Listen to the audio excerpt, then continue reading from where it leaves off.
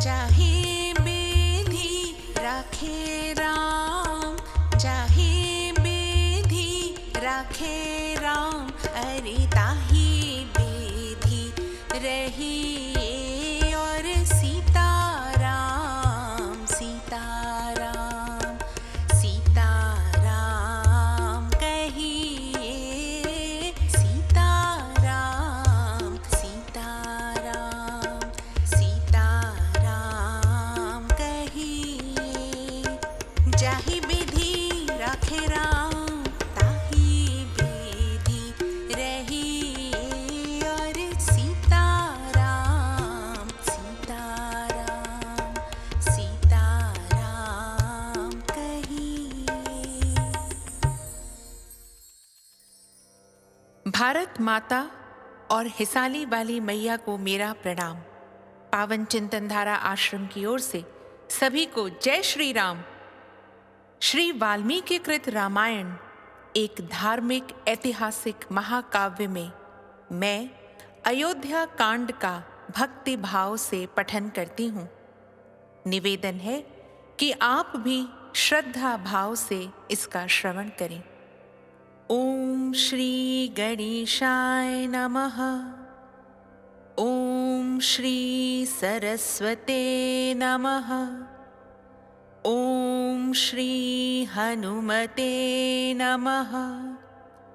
ओम श्री गुरुवे नमः। श्री सियावर राम शरणागतम्।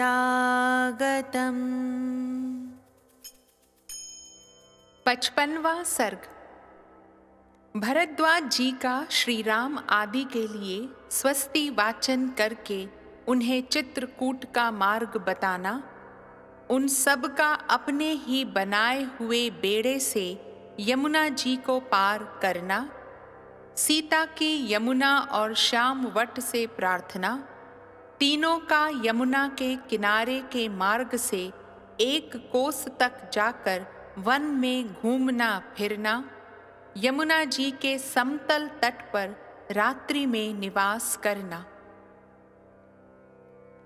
उस आश्रम में रात भर रहकर शत्रुओं का दमन करने वाले वे दोनों राजकुमार महर्षि को प्रणाम करके चित्रकूट पर्वत पर जाने को उद्यत हुए।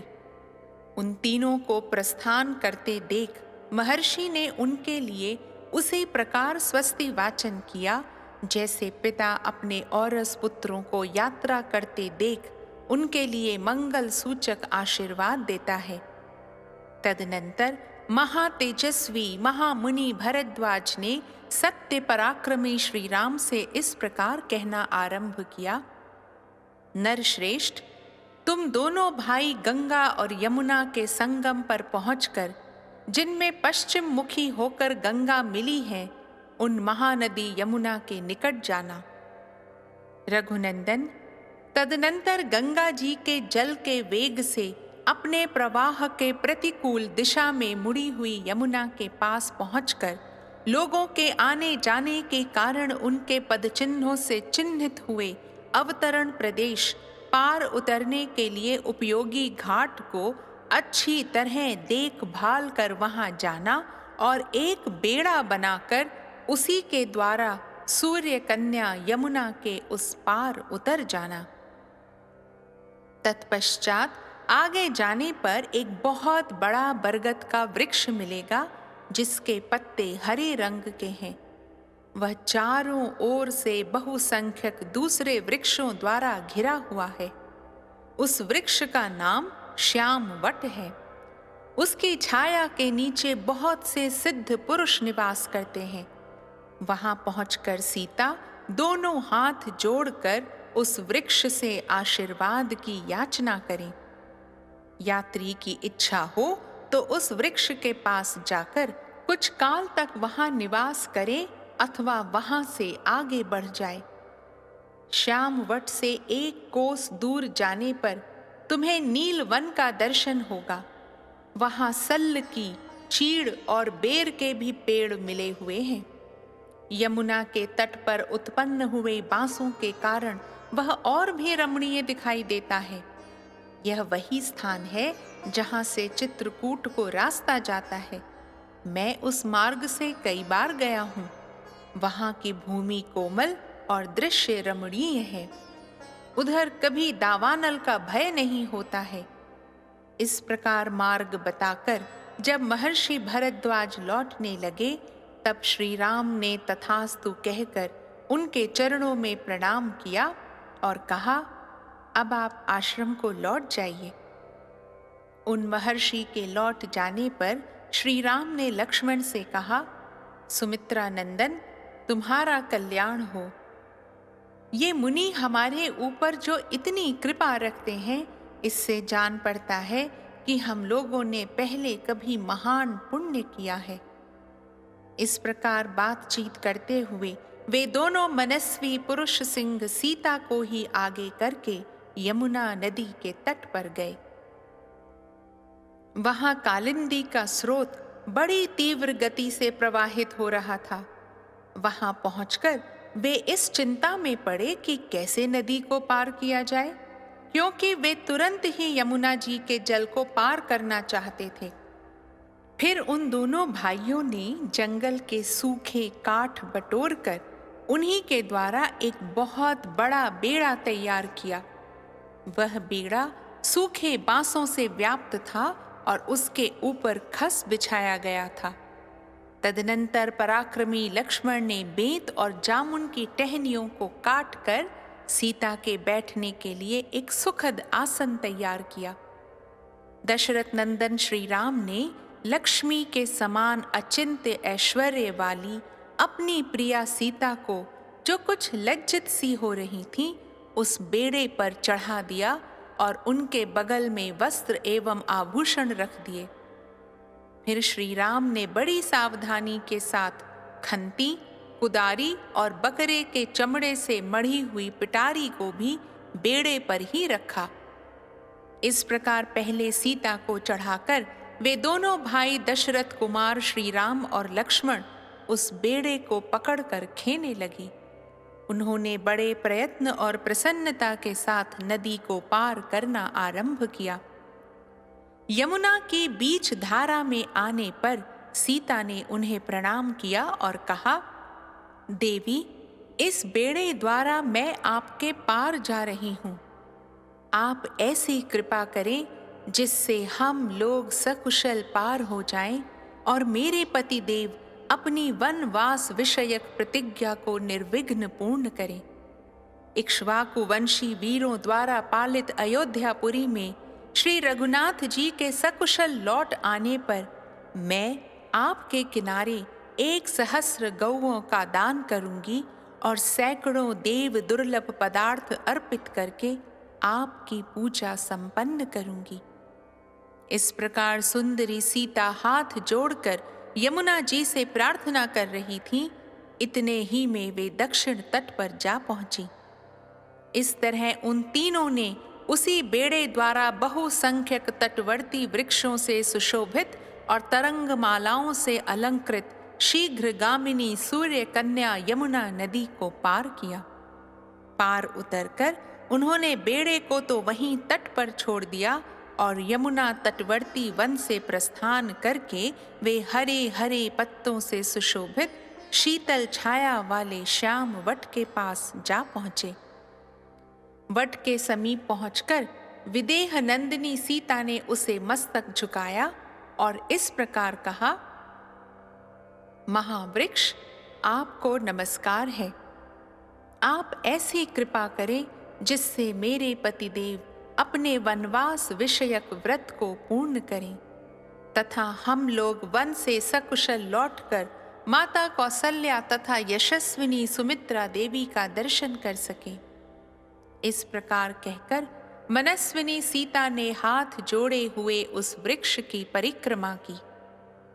सदा अपनी आज्ञा के अधीन रहने वाली प्राण प्यारी सती साध्वी सीता को श्याम वट से आशीर्वाद की याचना करती देख श्री राम ने लक्ष्मण से कहा, भरत के छोटे भाई नरश्रेष्ठ लक्ष्मण, तुम सीता को साथ लेकर आगे आगे चलो और मैं धनुष धारण किए पीछे से तुम लोगों की रक्षा करता हुआ चलूंगा।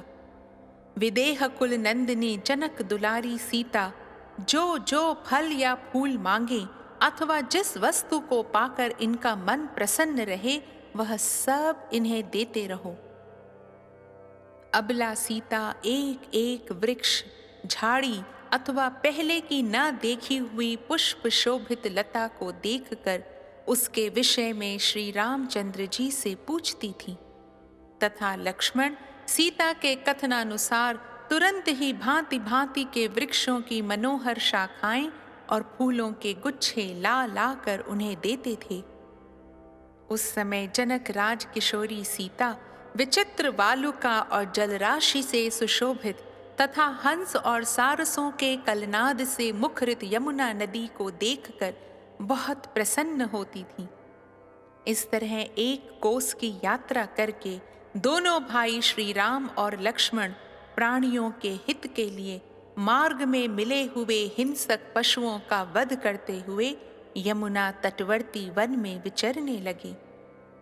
उदार दृष्टि वाले वे सीता, लक्ष्मण और श्री राम मोरों के झुंडों की मीठी बोली से गूंजते तथा हाथियों और वानरों से भरे हुए उस सुंदर वन में घूम फिरकर शीघ्र ही यमुना नदी के समतल तट पर आ गए और रात में उन्होंने वहीं निवास किया। इस प्रकार श्री वाल्मीकि निर्मित आर्ष रामायण आदि काव्य के अयोध्या कांड में 55वां सर्ग पूरा हुआ।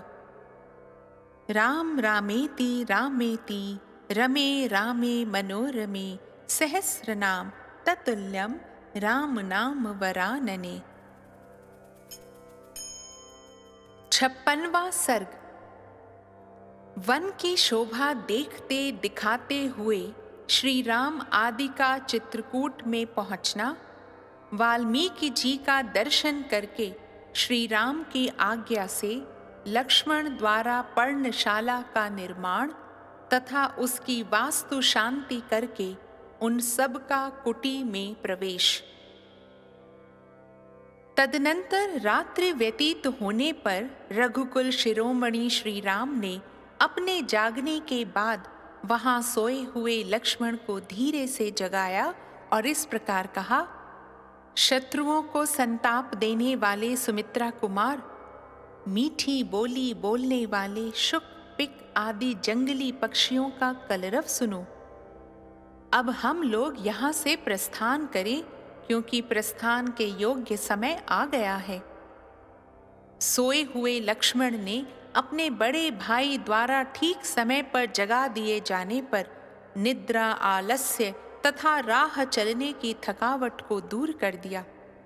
फिर सब लोग उठे और यमुना नदी के शीतल जल में स्नान आदि करके ऋषि मुनियों द्वारा सेवित चित्रकूट के उस मार्ग पर चल दिए। उस समय लक्ष्मण के साथ वहां से प्रस्थित हुए श्री राम ने कमल नयनी सीता से इस प्रकार कहा, विदेह राज नंदिनी, इस वसंत ऋतु में सब ओर से खिले हुए इन पलाश वृक्षों को तो देखो।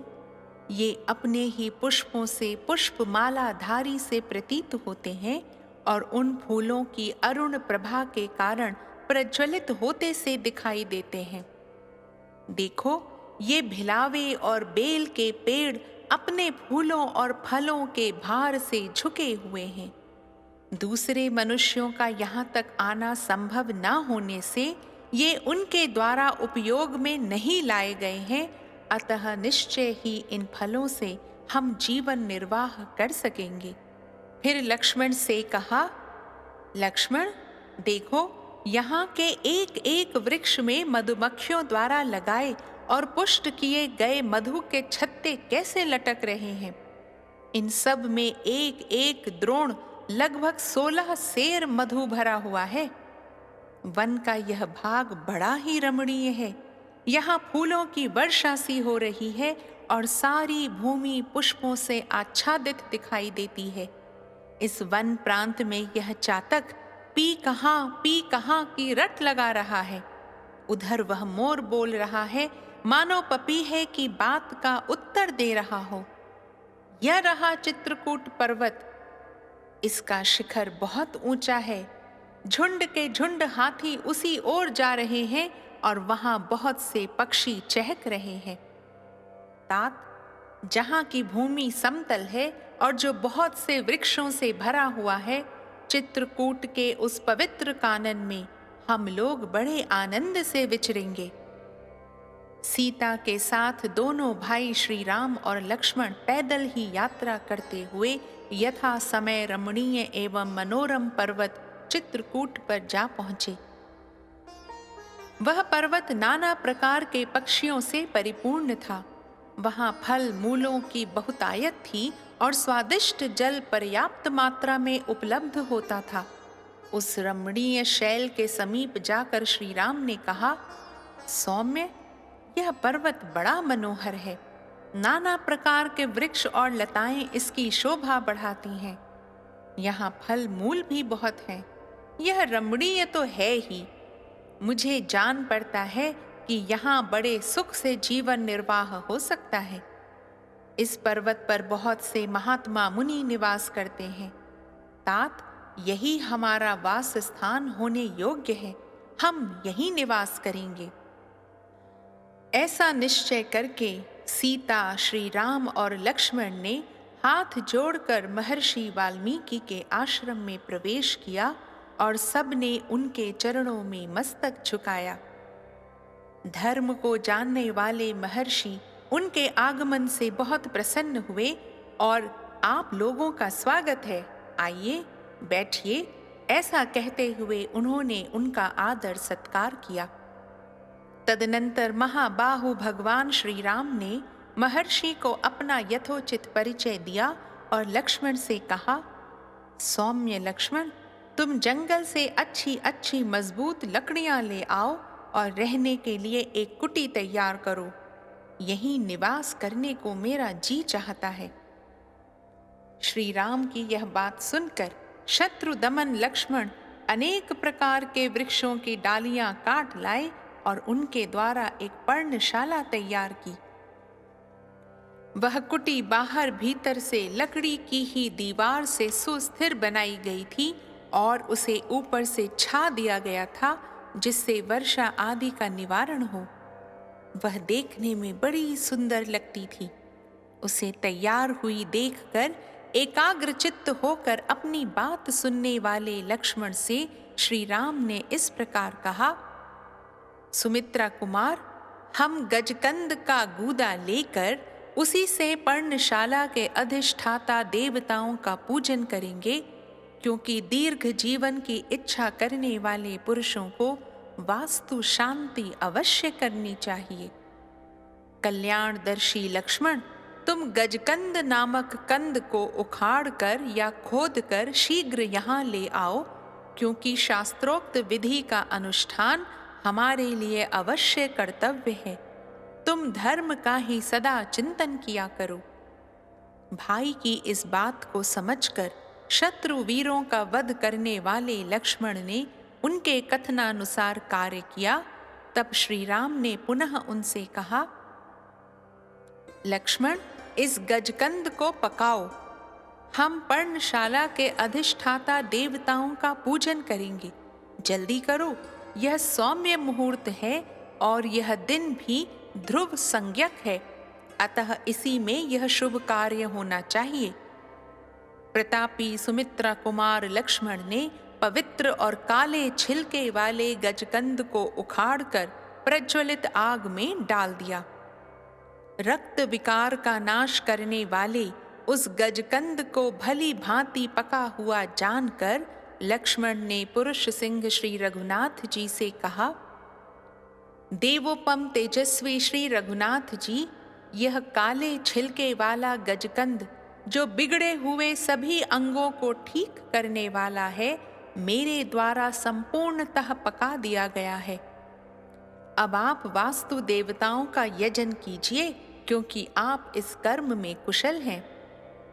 सद्गुण संपन्न तथा जप कर्म के ज्ञाता श्री रामचंद्र जी ने स्नान करके शौच संतोष आदि नियमों के पालन पूर्वक संक्षेप से उन सभी मंत्रों का पाठ एवं जप किया जिनसे वास्तु यज्ञ की पूर्ति हो जाती है। समस्त देवताओं का पूजन करके पवित्र भाव से श्री राम ने पर्णकुटी में प्रवेश किया। उस समय अमित तेजस्वी श्री राम के मन में बड़ा आह्लाद हुआ। तत्पश्चात बलि वैश्वदेव कर्म, रुद्र याग तथा वैष्णव याग करके श्री राम ने वास्तु दोष की शांति के लिए मंगल पाठ किया। नदी में विधि पूर्वक स्नान करके न्यायतः गायत्री आदि मंत्रों का जप करने के अनंतर श्री राम ने पंचसूना आदि दोषों की शांति के लिए उत्तम बलि कर्म संपन्न किया। रघुनाथ जी ने अपनी छोटी सी कुटी के अनुरूप ही वेदी स्थलों, 8 दिक्पालों के लिए बलि समर्पण के स्थानों, चैत्यों, गणेश आदि के स्थानों तथा आयतनों, विष्णु आदि देवों के स्थानों का निर्माण एवं स्थापना की। वह मनोहर कुटी उपयुक्त स्थान पर बनी थी। उसे वृक्षों के पत्तों से छाया गया था और उसके भीतर प्रचंड वायु से बचने का पूरा प्रबंध था। सीता, लक्ष्मण और श्री राम सबने एक साथ उसमें निवास के लिए प्रवेश किया। ठीक वैसे ही जैसे देवता लोग सुधर्मा सभा में प्रवेश करते हैं। चित्रकूट पर्वत बड़ा ही रमणीय था। वहां उत्तम तीर्थों, तीर्थ स्थान, सीढ़ी और घाटों से सुशोभित माल्यवती मंदाकिनी नदी बह रही थी, जिसका बहुत से पशु पक्षी सेवन करते थे। उस पर्वत और नदी का सानिध्य पाकर श्री रामचंद्र जी को बड़ा हर्ष और आनंद हुआ। वे नगर से दूर वन में आने के कारण होने वाले कष्ट को भूल गए। इस प्रकार श्री वाल्मीकि निर्मित आर्ष रामायण आदि काव्य के अयोध्या कांड में 56वां सर्ग पूरा हुआ। राम रामेति रामेति रमे रामे मनोरमे सहस्रनाम ततुल्यम राम नाम वरानने। दशरथ नंदन राजा राम, बड़े कृपालु मेरे राम। सीता के सत पावन राम, सदचित आनंद करते राम।